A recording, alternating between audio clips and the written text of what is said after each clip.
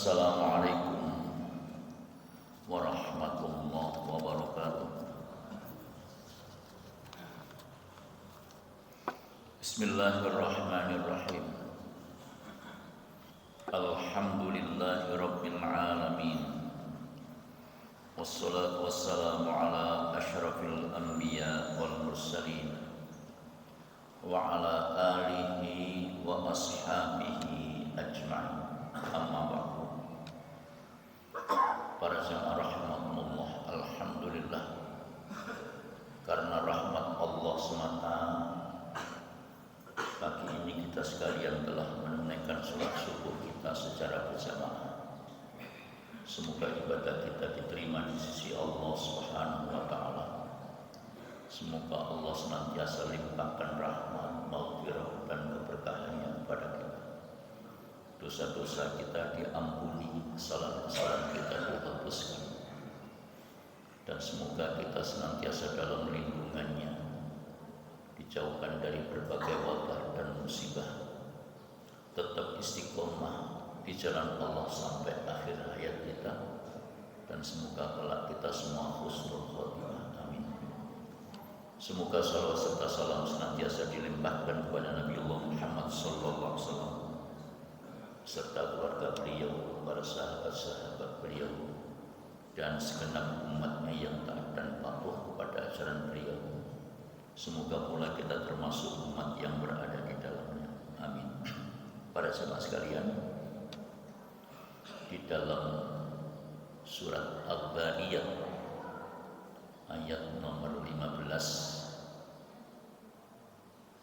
A'udzu billahi minasyaitonir rajim. Innal muttaqina fi jannatin wa 'uyun. Allah menegaskan kepada seluruh hamba Allah yang beriman, yang meyakini kebenaran Al-Quran, bahwa orang-orang yang bertakwa nanti akan ditempatkan oleh Allah di dalam surga yang di dalamnya penuh dengan kenikmatan, wa'uyun, dan di dalamnya banyak mata air yang mengalir dengan air yang jernih. Gambaran yang semacam itu menggambarkan betapa suasana kehidupan yang berada di dalamnya betul-betul terasa nyaman, terasa damai, terasa membahagiakan. Kalau di dalam hadis muttafaqun alaih, ketika Rasulullah menyatakan man ghada ilal masjid aw raha a'addallahu lahu fil jannah. Siapapun orangnya yang pagi hari, sore hari berangkat ke masjid untuk menunaikan salat berjamaah, Allah siapkan tempatnya di dalam surga. Nuzulan kullama ghada auraha. Pagi dan sore disiapkan oleh Allah menu-menu yang menggembirakan, yang menggoda, yang penuh dengan kenikmatan.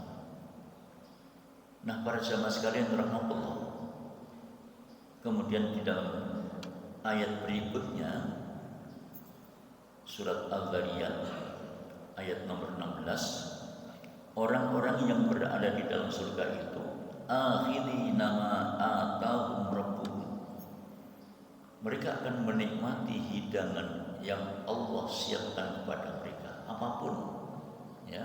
Hidangan itu sangat menggembirakan, sangat menyenangkan, sangat mengundang selera bagi siapapun yang berada di dalamnya. Para jamaah sekalian, kenapa mereka dimasukkan oleh Allah ke dalam surga? Ini penting untuk diperhatikan. Innahum kanu qabla dzalika muhsinin.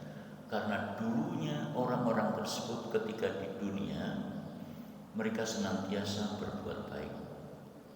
Mereka senantiasa membiasakan diri melakukan hal-hal yang positif dalam kehidupannya.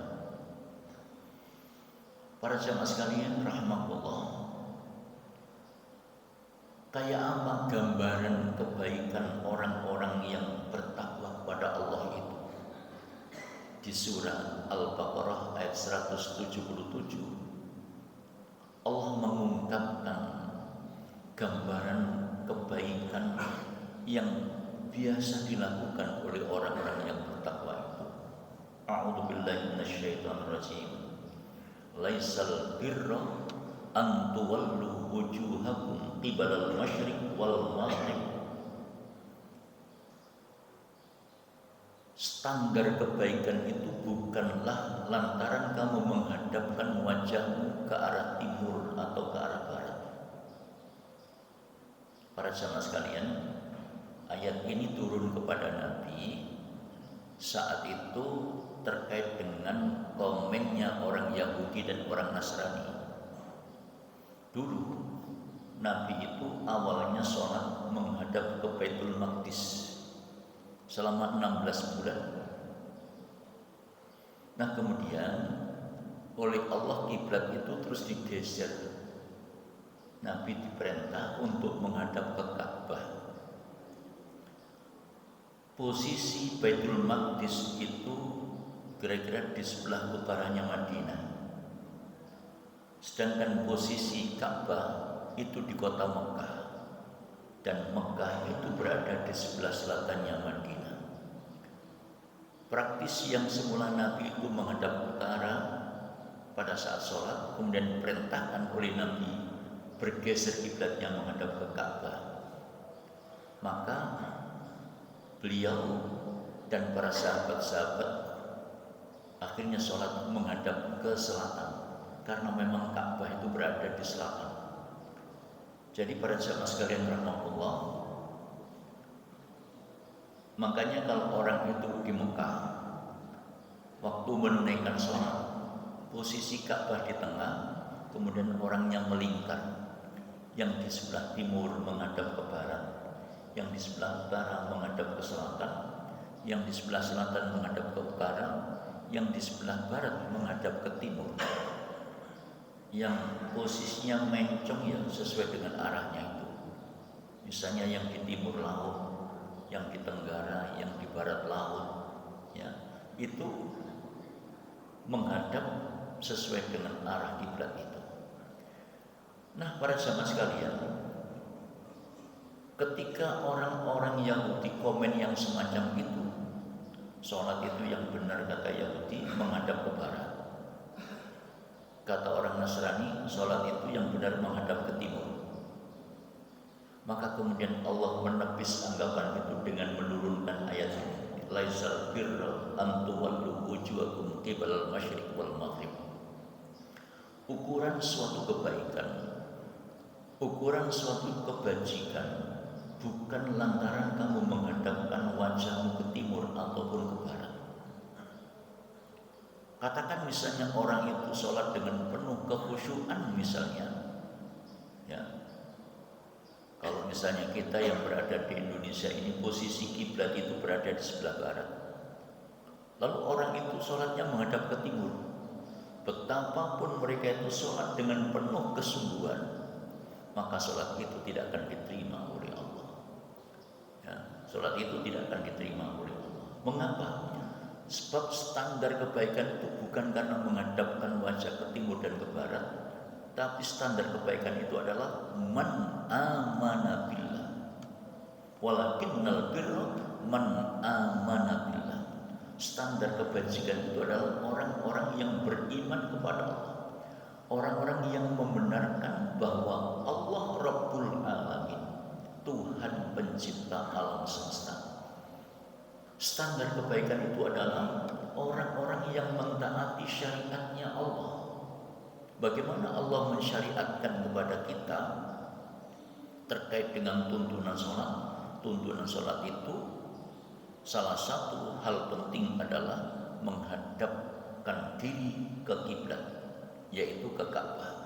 Karena posisi Ka'bah itu berada di wilayah barat, maka kita orang Indonesia sholatnya menghadap ke barat. Ini contoh ya. Kemudian misalnya lagi, ibadah haji itu tempatnya di Mekah, bukan di tempat yang lain. Ya, bukan di tempat yang lain. Tawaf itu mengelilingi Ka'bah yang berada di kota Mekah. Sa'i itu antara bukit Safa dan Marwah. Ketika wukuf mereka berada di Arafah. Kemudian mabit di Musdalifah.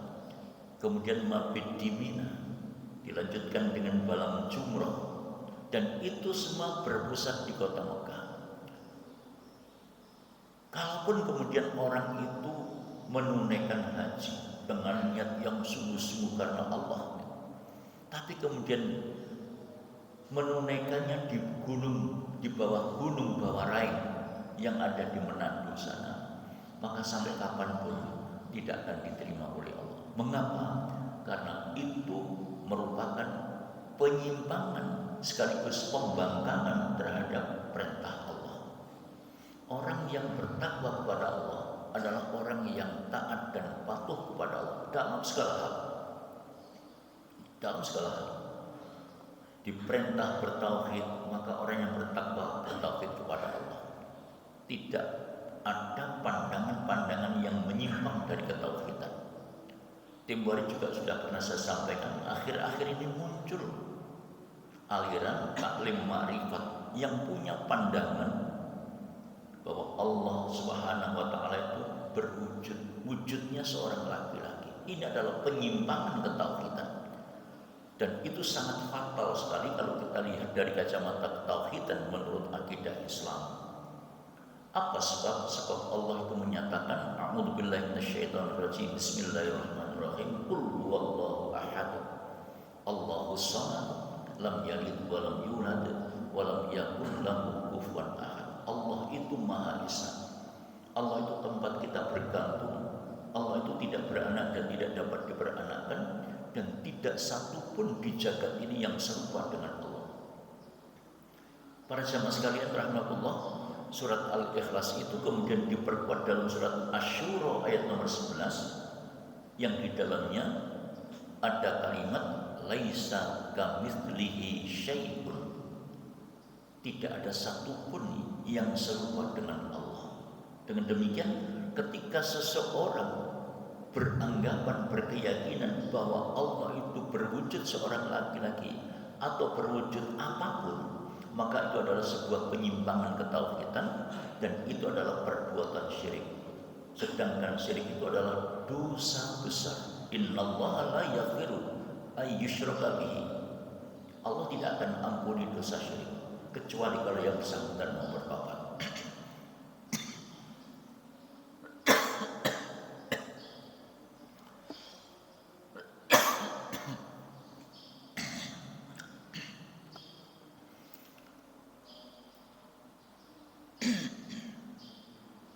Mohon maaf. Surat An-Nisa ayat nomor 48 juga di ayat 116 dengan kalimat yang sama tapi ujungnya yang berbeda.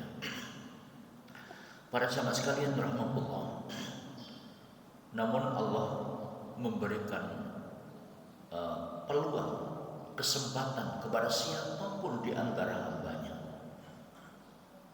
manakala mereka itu melakukan perbuatan dosa, apapun dosa yang pernah diperbuatnya, sepanjang ada iktikat baik untuk bertaubat, maka Allah akan memberikan maghfirah sepanjang yang bersangkutan mau bertaubat. Nah, jadi para jamaah sekalian rahmatullah, orang-orang yang bertakwa itu adalah orang-orang yang membenarkan syariatnya Allah, ya, dan membenarkannya tanpa resiko. Ini perintahnya Allah, siap melaksanakan. Ini larangan Allah, siap untuk berhenti. Kalau terlanjur menabrak larangan Allah, bertaubat. Nah, begitu sikap orang-orang yang bertakwa itu. Di samping man amana billah, orang-orang yang bertakwa itu adalah orang-orang yang mengimani bahwa jagat raya ini pada akhirnya akan hancur, yang lazim disebut dengan peristiwa kiamat. Jadi orang-orang yang beriman itu meyakini benar-benar dunia ini akan berakhir. ya, dengan peristiwa besar yang kemudian disebut dengan istilah kiamat. Lalu kapan peristiwa itu bakal terjadi? Tidak seorang pun di antara makhluk Allah yang mengetahuinya. Ya, Nabi Muhammad juga tidak tahu. Para malaikat termasuk malaikat Jibril juga tidak tahu. Loh, kalau kemudian lantas ada orang yang sok tahu, yang mengatakan kiamat akan terjadi tahun sekian dan tahun sekian, maka itu adalah sebuah kebohongan besar, sekaligus upaya untuk mengacaukan, memporak-porandakan keimanan orang-orang mukmin. Dan itu harus kita tepis, harus kita tolak. Kenapa demikian? Karena itu adalah bagian dari upaya untuk merusak keimanan. Ramalan-ramalan yang terkait tentang kiamat itu senantiasa muncul di tengah-tengah kehidupan ini. Di antara kita tentu sudah sama-sama pernah mengetahui, ya, di tahun 72-an dulu juga sebelumnya sudah diramalkan nanti akan terjadi kiamat tahun 72 atau tahun 73, sehingga orang semangatnya ke masjid itu luar biasa. Tapi lepas dari tahun itu kemudian sepi lagi masjid. Di tahun 82 ramai lagi. Hampir setiap masjid semua bicara tentang kiamat. Lalu kemudian tahun 99 itu yang paling santer, akan terjadi kiamat tahun 1999 pada bulan 9, tanggal 9, jam 9, dan seterusnya. Nah, hal-hal yang semacam itu tidak mustahil ke depan akan muncul lagi. Maka siapapun orangnya yang beriman kepada Allah tidak boleh menggubris adanya ramalan-ramalan yang semacam itu, karena itu adalah rahasianya Allah dan hanya Allah yang Maha Tahu. Innallaha indahu ilmus sa'ah, sesungguhnya pengetahuan tentang kapan terjadinya kiamat itu hanya Allah yang Maha Tahu. Tetapi orang-orang yang beriman wajib meyakini. Nah, inilah kebaikannya.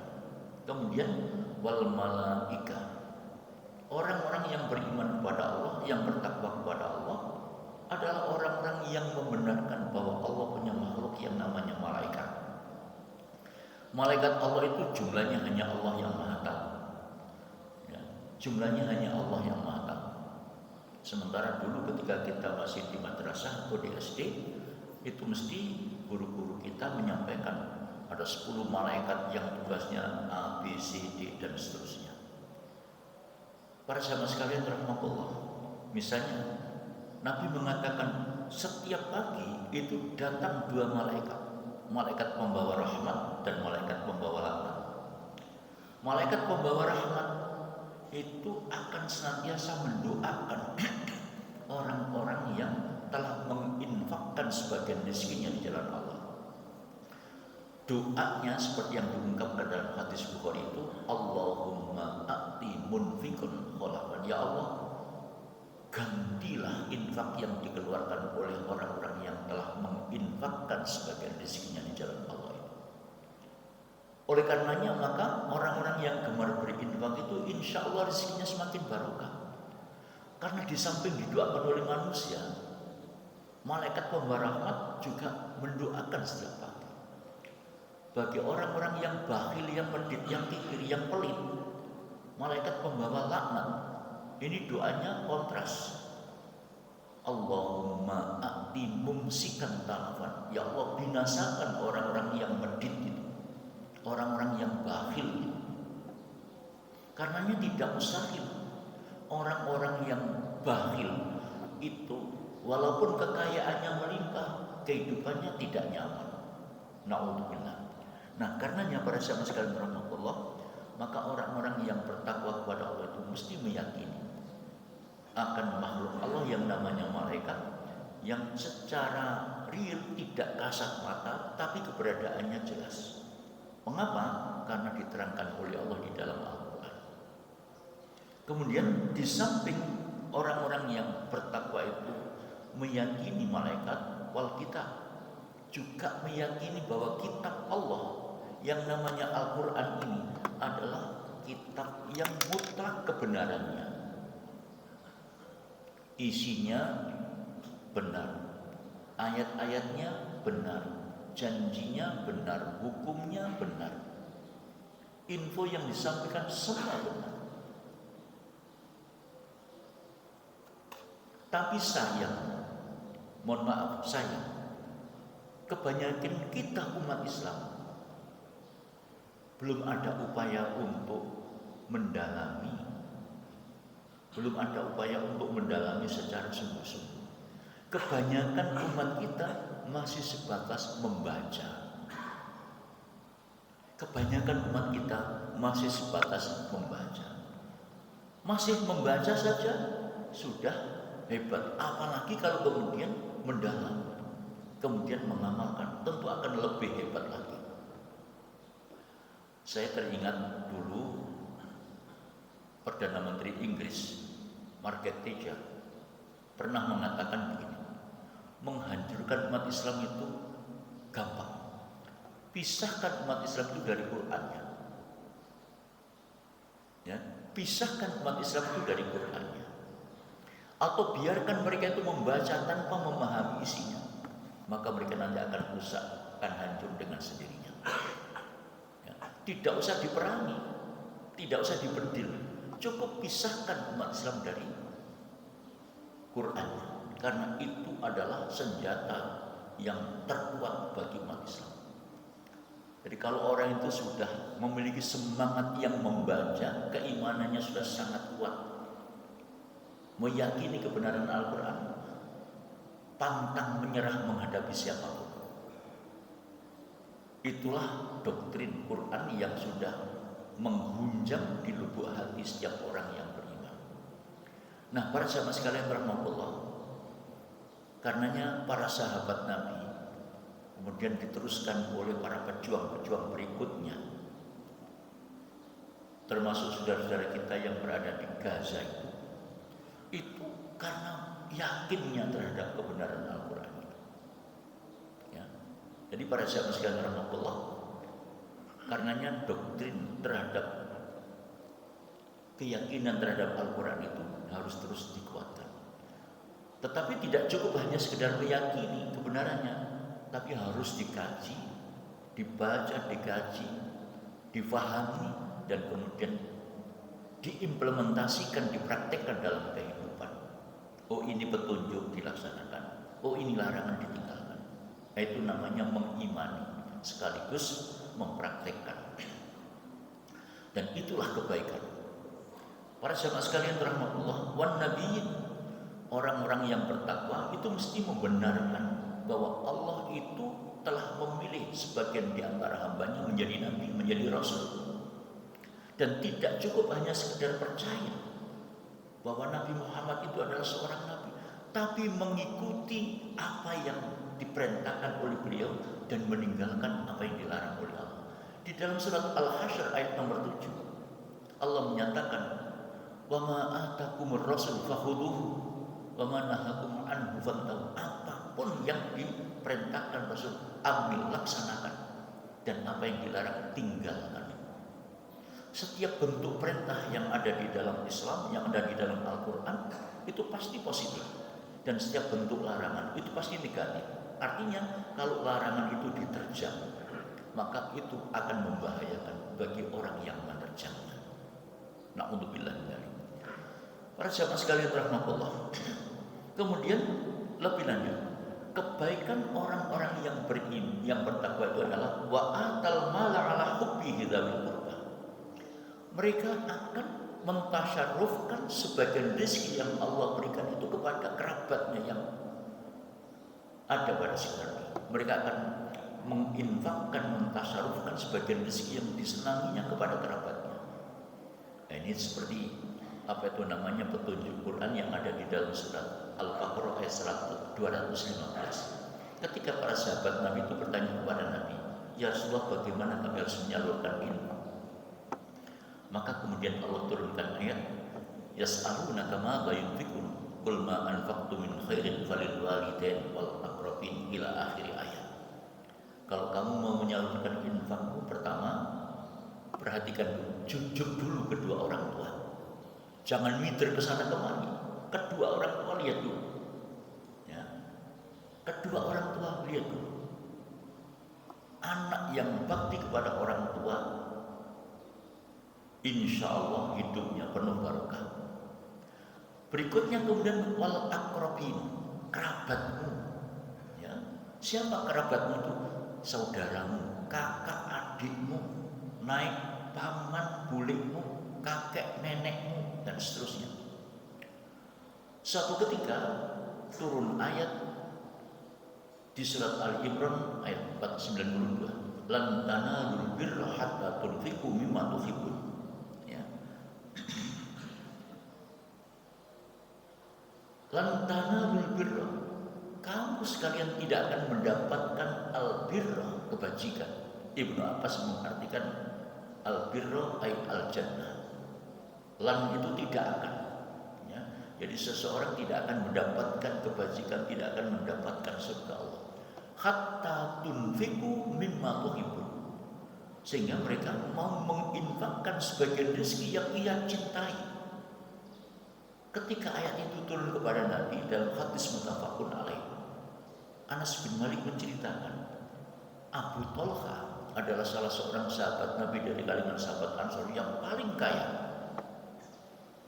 Salah satu di antara kekayaan yang paling ia cintai adalah kebun kurma namanya Bayroha. Nah, begitu mendengar ayat itu turun, langsung Abu Thalha ini menghadap kepada Nabi, ya Rasulullah, Allah telah turunkan firman-Nya, wahyunya kepada panjenengan. Lan tanalul birra hatta tunfiqu mimma tuhibbun. Nah, di antara kekayaan yang kami punya dan yang paling kami cintai, kami punya kebun namanya Bayroha. Posisinya berada di dekat Masjid Nabawi, di dalamnya ada sumurnya, dan Nabi juga sering masuk ke dalam kebun itu untuk ambil airnya. Nah, sekarang memperhatikan ayat Allah yang turun kepada panjenengan itu, Bayroha ini kami serahkan kepada Rasul. Mohon dimanage, dikelola untuk agama Allah dan Rasulnya. Oleh Nabi diterima, tapi kemudian oleh Nabi disarankan kepada Abu Thalha, baik Abu Thalha, kalau begitu bagikan kebun kurmamu itu kepada kerabat. Maka kemudian dibagikan oleh Abu Thalha kepada kerabat-kerabatnya, termasuk kepada anak pamannya. Itu keterangan dalam hadis muttafaqun alaih. Nah, itu artinya apa? Tahapan untuk menyampaikan, untuk menyalurkan infak itu seperti itu. Selanjutnya wal yatama wal masakin wa ibnas sabil, ya. Nah, kemudian pada sahabat sekalian rahmatullah, wal yatama wal masakin wa ibnas sabil wasailin wa fir riqab. Ini apa itu namanya? Tahapan-tahapan berikutnya. Jadi di samping kepada kerabat, juga peduli kepada anak-anak yatim. Orang Islam punya kemampuan menunaikan sholat, menunaikan ibadah puasa, menunaikan ibadah haji, tapi tidak peduli kepada anak yatim, dicap oleh Allah sebagai pendusta agama. Walaupun sholat, walaupun puasa, walaupun haji, na'udzubillah min dzalik. Ini diungkapkan di surat Al-Ma'un yang kita semua sudah hafal. Ara'aital ladzi yukadzibu bidin Muhammad. Tahukah kamu siapa orang yang mendustakan agama ini? Dia berdusta, dia beragama tapi dusta. Siapa mereka itu? Wadzalikal ladzi yatuqul yatim. Pertama adalah mereka yang tidak peduli kepada anak yatim. Ta'ayatu'u itu artinya menghardik. Menghardik itu tanda kebencian. Kalau orang sudah benci, tidak peduli. Ya.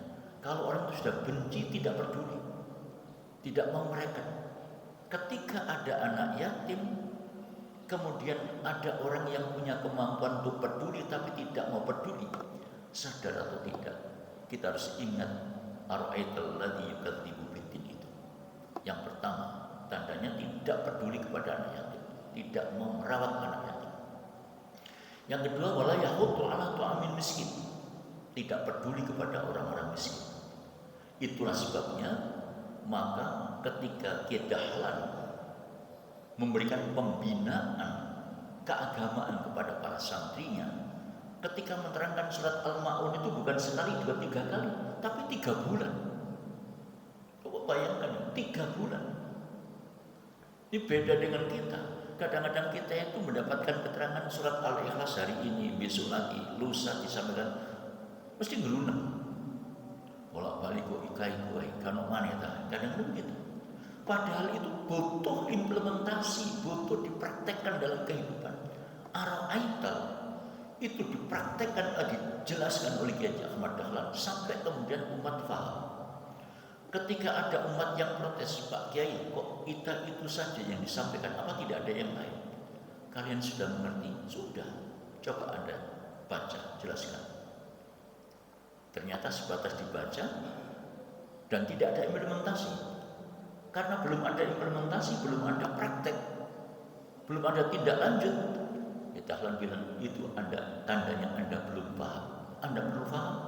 Betul. Kalau begitu pulang. Kalau di rumah ada beras, bawa sini. Kalau di rumah ada uang, bawa sini. Kalau di rumah ada jagung, bawa sini. Dan seterusnya. Para santri pun pulang. Kemudian barang yang dibawa diserahkan kepada beliau. Setelah itu kemudian beliau tugas. Si fulan anak yatim. Si fulan mbok rondo, orang miskin. Bawa ini berikan kepada mereka. Itulah apa itu namanya kecerdasan Kiai Ahmad Dahlan dalam menangkap ayat-ayat Allah, sehingga lahirlah yang namanya panti asuhan, lahirlah yang namanya rumah sakit sebagai wadah untuk melayani orang-orang yang dalam kondisi sakit, merawat orang-orang sakit supaya sehat. Ketika Kiai Ahmad Dahlan membaca Iqra, lahirlah madrasah, lahirlah lembaga pendidikan. Ini artinya Al-Quran tidak cukup hanya dibaca, tapi diimplementasikan dalam kehidupan. Para jamaah sekalian rahmatullah. Jadi lebih lanjut, wa aqamas shalah wa atas zakat. Orang-orang yang bertakwa itu mesti menegakkan sholat, ya, dan membayarkan zakat. Wal mufuna bi ahdi idza ahad. Ketika mereka itu berjanji, maka mereka akan berupaya untuk menyempurnakan janji yang telah mereka janjikan. Itu orang yang bertakwa. Bukan kemudian janji lantas ngelibus, ya, bukan janji lantas ngelibus. Jadi kalau misalnya orang tidak menepati janjinya, maka itu adalah sebuah kebohongan. Berbohong dalam Islam itu adalah dosa besar. Na'udzubillah min dzalik. Para jamaah sekalian rahmatullah, wasabirina fil ba'sa wa dharra hinal ba's. Orang-orang yang bertakwa itu adalah orang-orang yang berjiwa sabar ketika dirinya dilanda kesulitan, penderitaan, dan bahkan kesengsaraan. Ayat ini apa itu namanya di surah Al-Baqarah ayat 214. Allah menyatakan am hasibtum an tadkhulul jannah walamma ya'tikum mathalul ladzina khalu min qablikum massatuhumul ba'sa wa dharra wa zulzilu hatta yaqula ar-rasul wal ladzina amanu ma'ahu mata nasrullah ala inna nasrallahi qarib. Ketika Nabi dan para sahabat beliau berada dalam posisi perang Khandaq, perang dengan strategi parit, ya, beliau dan para sahabatnya berada dalam posisi kesulitan.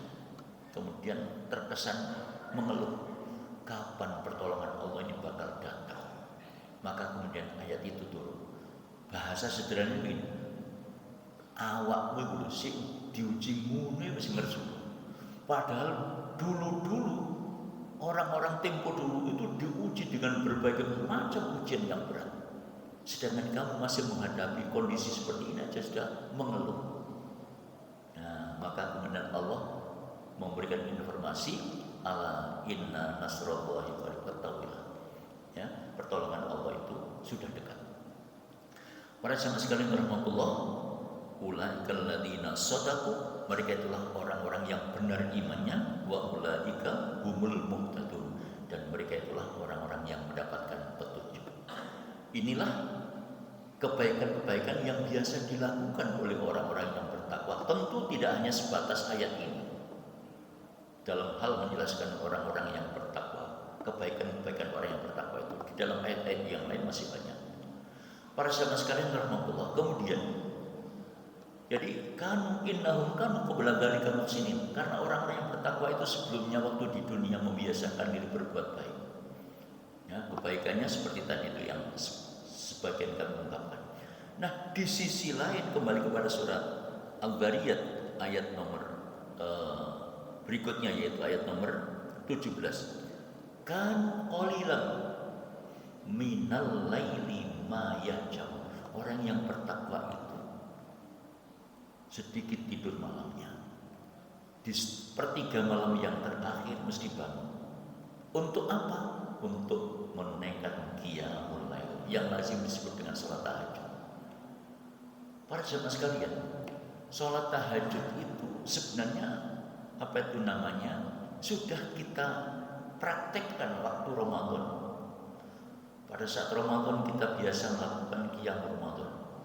Lalu di sepertiga malam yang terakhir di bulan Ramadan selama 1 bulan penuh, kita sudah dilatih, dididik, dibiasakan bangun jam 3 atau setengah 3. Kalau waktu Ramadan kita sahur.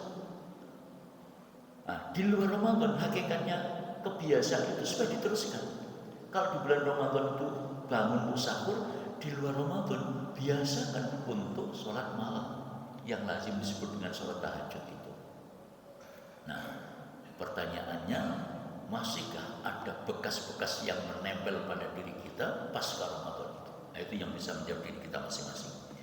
Wabil ashari hum yastaghfirun, dan orang-orang yang bertakwa itu di akhir malam senantiasa beristighfar, memohon ampun kepada Allah atas dosa-dosanya.